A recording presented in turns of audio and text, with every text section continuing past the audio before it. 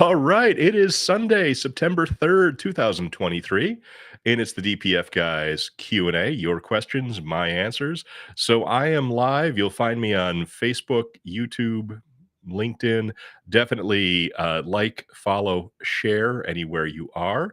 And of course, if you're on TikTok, I'm going TikTok live. We're actually kind of doing it behind the scenes on TikTok right here. So join in. I've got a challenge going on TikTok, so you may want to check this out. If I get 10, only 10 gummy bears on my TikTok live, I will shave off my mustache. So how do you feel about that?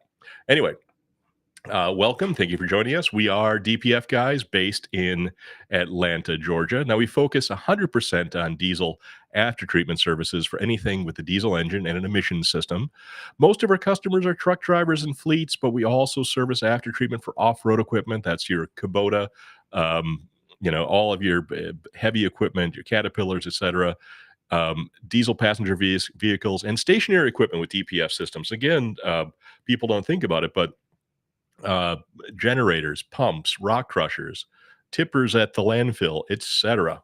If it's got a diesel engine and a DPF, we can clean it. Okay, disclaimer. Ding, ding, ding. You should always talk to your mechanic about any concerns you have with your engine or truck, and any pricing discussed here may or may not apply to you and should only be used as a guideline and is not any form of an official quote for any services by DPF Guys or anybody else. Same goes for you, TikTok. So, what do we got? A few questions here. We're going to bang through these. I'm going to switch over and we're going to see if I have any messages coming in here. Anywhere you are, anywhere you're watching this video, YouTube, Facebook, feel free to pound a question in here and I will get back to them the best of my ability. Of course, if you're watching this recorded, also feel free to leave a question anywhere in the comments and we will take care of you, or drop us a call or a text. Our number, as always, is 404-999-1361. All right, this is actually kind of a cool question here. Question number one. Uh, what is your fave spray to use for removing rusted bolts? You've seen stuff from all over the US, and indeed we have. So, since we work on exhaust components and since most of the trucks we see come in with 200,000 plus miles on them, a lot of the bolts and sensors are rather stubborn when we try to get them out. I've used just about every penetrating oil out there and have even mixed up some of my own using acetone and ATF fluid and some other juice based on some online recipes. PB Blaster, WD-40 penetrating oil, Croil. I was using the WD-40 penetrating oil for a long time, and it worked pretty well. And I just like the WD-40 company. I think it's kind of a cool company. I think that Croil probably worked even better, but it costs a bunch. I do like the way it smells. I do like the way Croil smells. I'd like to get a cologne that smells like Croil. Of course, then I just have mechanics hitting on me all the time. I think it worked really well, probably better than WD-40. Cost was higher, and I also had issues, strangely enough, where the Croil would have, probably a third of a can left and would run out of propellant, and so I'd waste a lot of the product, and that was no good. I'm still a fan of the WD-40 company, and while I don't think the WD-40 penetrant worked as well as Croil, it was good enough and cost less. And again, I like WD-40. With WD-40, it seems they have a tendency to put a lot of fancy nozzles on their cans, and so I also wondered how much more I was paying for the dispenser instead of just the product itself. And the WD-40 canisters also would frequently peter out of propellant. Say that 4 times fast before fully emptying the can as well, which was a tremendous waste of product. Um, I ended up testing a product called Sidewinder 45 from Zepp. Let me show you what that looks like. That's right here. Not sponsored by Zepp, but that's what Sidewinder 45 looks like. I've never seen it before, and I really like it. And I, liked it and like it. Sidewinder 45 comes in a large can. What do we got here? 14 ounces. And it can be sprayed from any angle. So, basically, if you need to get at something and need to turn this thing upside down, that's not a problem.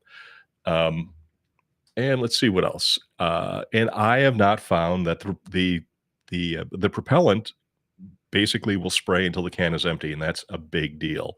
So we've standardized on Sidewinder 45 from Zepp, and I've been buying it by the case.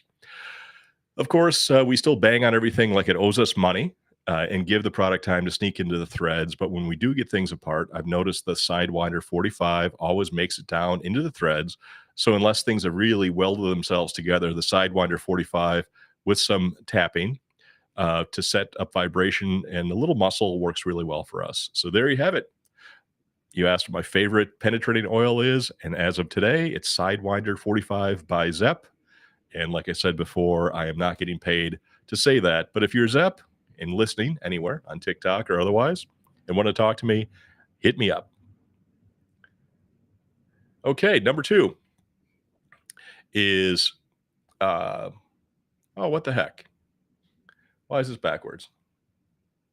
Or number 2, hold on a second. There we go. Sorry, that was number 3. Apologies. Okay, so question number 2 is a runaway engine caused it. I run into melted docks frequently with natural gas engines, guessing a stuck open after treatment fuel injector or contaminated DEF with fuel. What's an SCR? What could have caused it to happen? So I'm going to show you something here that will actually kind of add some context to this question. So you're going to be like, what the heck are you talking about?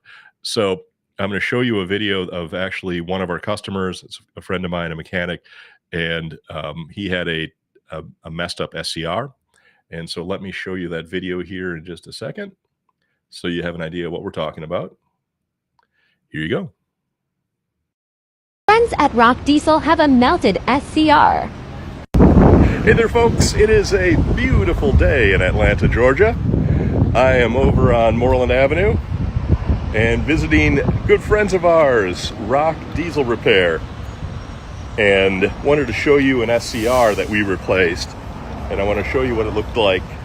Well, I'll show you what the SCR that we had to replace looked like before we replaced it, and I will have you guess what was wrong with it. So come check this out.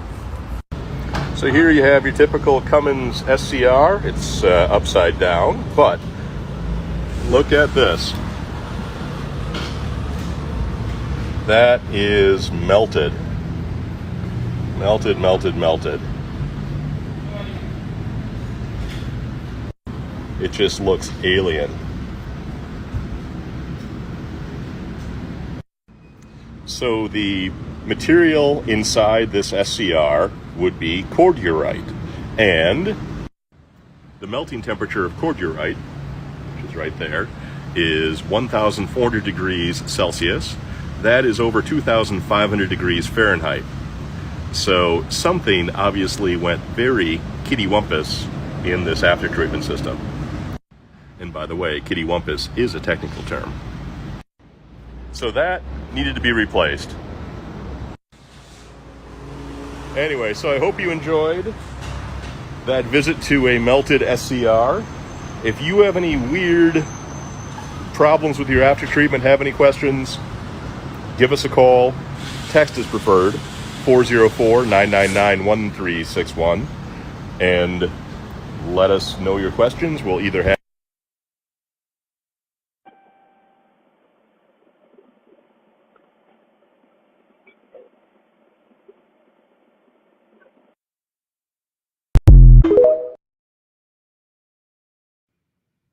Okay, so if you saw that video, that was a recording of the extremely melted SCR.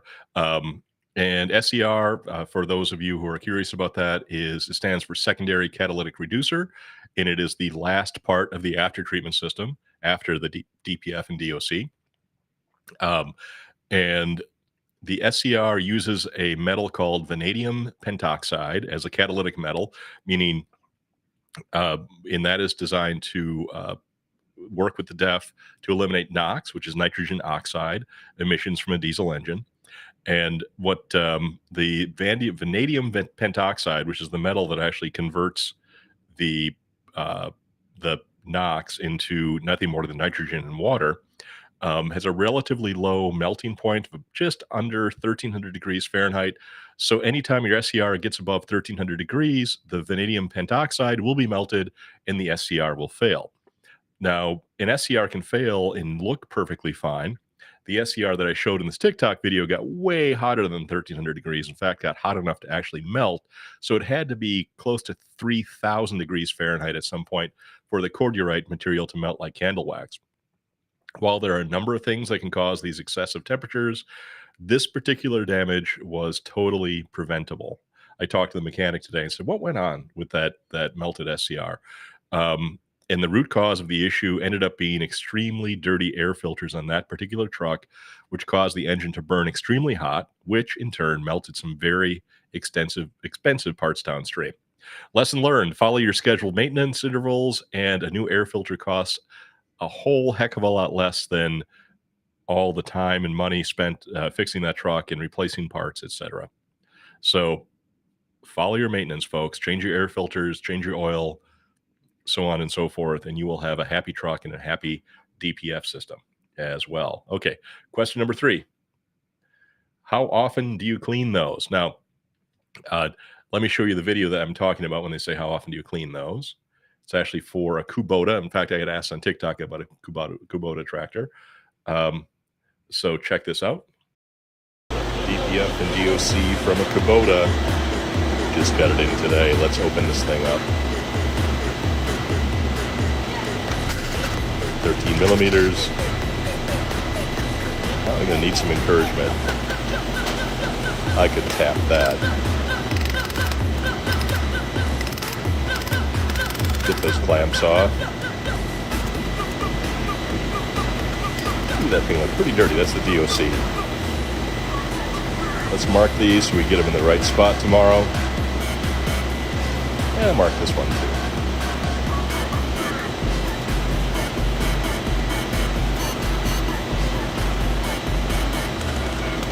Zip those nuts on. Alright, let's see what this thing looks like here in just a second.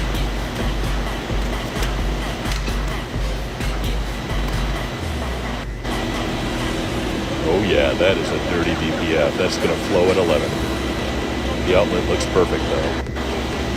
What does that DOC look like? Yep, that's pretty dirty too. Let me get that nice and clean.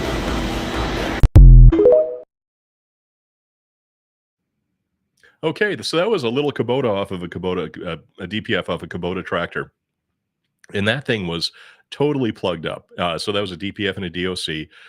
The question was, how often do you clean those? Now, if you're an over-the-road person with a semi-truck or something like that, you're going to be going 150,000, 200,000 or more miles between DPF cleaning. Off-road equipment is different. Obviously, you're probably not going to be driving your Kubota 200,000 miles, right? If you did drive your tractor 200,000 miles, give me a call because I bet you got some stories. Off-road equipment like the Kubota tractor and others won't go many miles, so we need to look at engine hours between cleanings. And this will vary by type of engine and how the vehicle is used, but it's normally necessary to clean the DPF system on any off-road equipment starting at around 3,000 hours, with some equipment able to run as much as 7,000, 6,000, 7,000 hours between cleaning. So to answer your question, clean off-road equipment every 3,000 hours for smaller equipment, every 6,000 hours for larger equipment for best performance. And ideally, you want to make sure that whatever you got is cleaned before that thing breaks down, stuck in a mud hole someplace, and that is always when it seems to happen. So question number 4. Can a DPF be cleaned after being saturated with oil from blown turbo? Engine is an ISX15. Thanks. The short answer is yes. The short answer is yes. A blown turbo can really cause a ruckus for your truck, and it's never a good day if you blow a turbo. Depending upon how the turbo blows, you can end up with oil being pumped into the engine, where the engine can burn that oil just like diesel, and the engine can run away uncontrollably until it finally seizes up solid or even explodes in a rather nasty manner. Other times, the oil can fly downstream into the DOC, DPF, and even as far as the SCR. And so while the downstream oil is a mess, I'd prefer an oily DPF to a runaway engine for sure. I would think you would as well. It's not easy to clean the oil out of an after treatment system, but it is 100% possible to fix an oil soaked system. If you have an oil-soaked DOC, DPF, or SCR, or any combination of the above, give me a call or a text, 404-999-1361, and let's see what we can do. Fixing oil-soaked filters can take several days for the process to be completed and does cost a bit more, but is way, way, way less expensive than replacing the parts. And if it can't be cleaned, as always, there is no charge. All right, question number 5. Any way to tell if a DPF has any internal cracks if it is not damaged, specifically with the one box? Soot out the tailpipe, but nothing on the DPFs looks abnormal. And so you should never, never, ever have soot in your tailpipe or your stack if you have a DPF. No matter what happens, all of the soot will be trapped in the DPF unless the DPF itself is cracked, which we call breached, or broken, cracked or broken, breached. So a sooty tailpipe or stack is telling you that something is seriously wrong and needing immediate attention. A cracked DPF not only allows soot to get into the environment, it will end up building up soot in your SCR, eventually poisoning your SCR and causing NOx conversion, SCR efficiency, or bad DEF codes. If you have a Freightliner with a Detroit engine and a one box, it's also possible for soot to bypass the DPFs, even if the filters themselves are not cracked. In fact, the filters can look really good, but you can be bypassing all sorts of soot into your SCR and out the tailpipe. So even a hairline crack inside the one box will allow the soot to bypass the filters and go directly through the SCR and out the tailpipe, which will give you soot in the tailpipe while the filters themselves look almost new because all that soot ended up leaving the system before it even touched the filter. So I've got another video here that I posted on TikTok a little while ago that actually shows you what this thing looks like inside. And if you've got a boroscope and you've got something weird going on with your one box, I always recommend checking for cracks. And this is what that process looks like. Detroit one box issue internal cracking. Hey everybody. Okay, I have an interesting one for you. Now, we do a lot of stuff here in general, which means we get to see a lot of stuff, kind of like the farmer's insurance thing, bump, bump, bump. We know a few things, we've seen a few things. But anyway, one of the things that I've seen recently, and probably at least 5 times in the last few months, is an interesting problem with a one box on a Freightliner with a Detroit engine, and strange stuff will happen. One of them being that there will be it'll be bypassing soot, meaning here's your inlet, here's your outlet, and there's soot coming out the outlet. But when you pull the filters out, not only are they not breached, the filters themselves aren't cracked, letting the soot through. They're actually fairly clean. So what goes on that could cause that? And so what you're going to want to do is pull out your temp sensor. That would be your DOC inlet temp sensor, and get a scope in there. Now the port for the sensor probe might be a little small.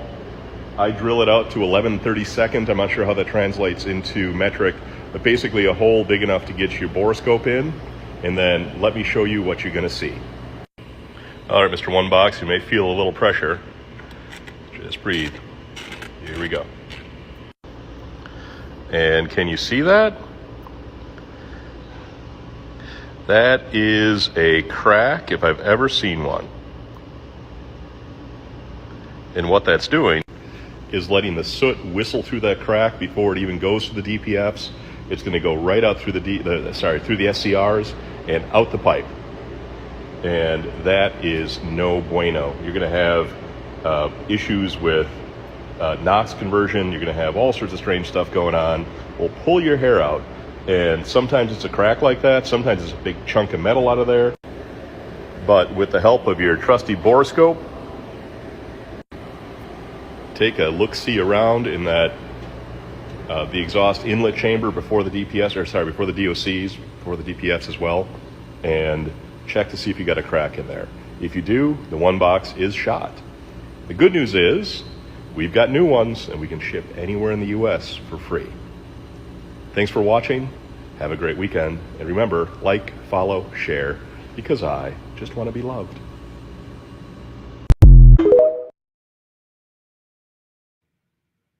All right. So that definitely shows a cracked one box that had to get replaced. Um, I don't say it's very common, but it happens enough where it's not completely unheard of. And the symptom you'll see is it'll possibly manifest itself with, um, uh, with the SCR not functioning properly because it's full of soot. It can also mean that it's not properly dosing DEF, or DEF is being dosed properly, but because of the misdirection of the flow of exhaust, it's not picking up the DEF. Of course, like I said, poisoning the SCR, causing you to have a black tailpipe. And when you open this thing up, the filters will look great because guess what? This soot's not flowing through them; it's bypassing. So if you got something like that going on, the symptoms are pretty obvious. If you check it out with a borescope, you'll see a big crack or even a tiny crack. It doesn't seem to matter how big the crack is; they both have a very bad effect on how your truck runs. Um, Question number 6 came in today, actually, via text, which is why it's really cool that if you want to text us your questions, 404-999-1361, or leave them as a comment or a question on Facebook, YouTube, TikTok, etc. Um, so this is a great question, and I'm really glad that I've got a good answer for him. And I really, really, for his sake, hope that I'm right. So someone sent us a text that says, I have a 2015. The one box was replaced about 2 years ago, and the motor was replaced about a year ago. I'm currently having issues with the reoccurring fault code of SPN 3936 FMI 18. Nobody can figure out what could it be. Um, and I was worried that this was going to be one of those 2015, 2016, 2014 Freightliner issues where the one box was bad. But the fact that he replaced his motor recently, replaced the one box only 2 years ago, um, I'm, you know, I'm I think it would be weird if it was a bad one box already. But and I looked up that 3936 FMI18 code and was relieved to find out that it's related to differential pressure before the DOC being too low. If soot levels were too high, that pressure would be too high. So it's probably not a dirty one box issue. So my guess is that he may have a small exhaust leak before the inlet to the one box, which is bleeding off some exhaust pressure and triggering this code. And so that's something you would look to see if you got a cracked inlet pipe or just a loose clamp or gasket. The gaskets they put on these one boxes are a little wimpy. Um, they're real thin, and so it could be something where you just have a misalignment between the two parts, and the gasket's not big enough to fill that in. So it could be simply disconnect that, and maybe put a new clamp and new gasket on it, and see if that fixes it. Look for exhaust around those connections to see if you might have a leak there. Um, and let's see what else.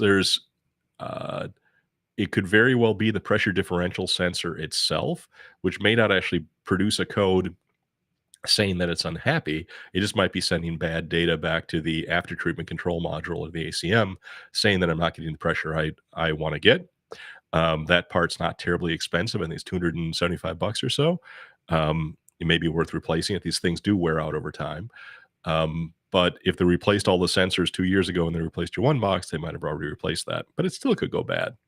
The other thing is the tubes that actually run into the one box and go to the pressure differential sensors are stainless steel, but the connection between the stainless steel tube and the pressure differential sensor is a short piece of silicon tubing.